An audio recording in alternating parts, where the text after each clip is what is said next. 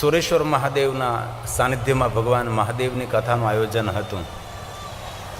મને એવું યાદ હતું કે 2013, પણ આજે મને ખબર પડી કે 2019ની અંદર અમારા રાઠોડ દિનેશભાઈને ઘરે મારો ઉતારો હતો.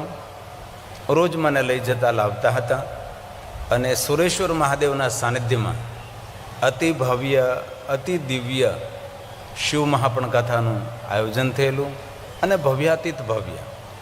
અને જે કથા સ્થળ હતું અને એ કથામાં મેં વૃક્ષો ઉપર ખૂબ જ ભાર મૂકેલો.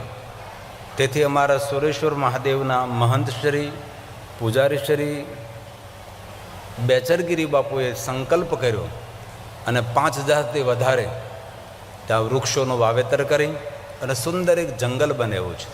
અને સુરેશ્વર મહાદેવ શિવાલયની પાછળ સુંદર ગૌશાળા બનાવી છે.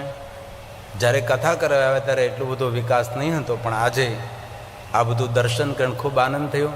અને સુંદર દિવ્ય ગૌશાળા અને બેચરગીરી બાપુએ સુંદર અમારું સ્વાગત પણ કર્યું. અને સુરેશ્વર મહાદેવ યુવક મંડળ, તેના ટ્રસ્ટી મંડળ પણ ઉપસ્થિત હતા.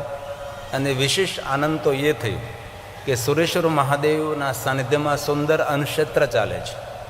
કોઈ પણ જાતિ જ્ઞાતિના ભેદ વગર સુંદર ભોજન અન્નક્ષેત્રની સેવા થઈ રહી છે. તેથી સુરેશ્વર મહાદેવ સાથે જોડાયેલા દરેક ટ્રસ્ટી મંડળના અને દાતાશ્રીઓ તથા સુરેશ્વર મહાદેવના મહંતશ્રી પૂજારીશ્રી અમારે બેચરગીરી બાપુને ખૂબ તાલીઓથી આપણે પ્રણામ કરીએ છીએ, ખૂબ હૃદયથી ધન્યવાદ આપીએ છીએ. આપની સેવાને અમે ખૂબ બિરદાવીએ છીએ, આપની સેવાની અમે સરાહના કરીએ છીએ.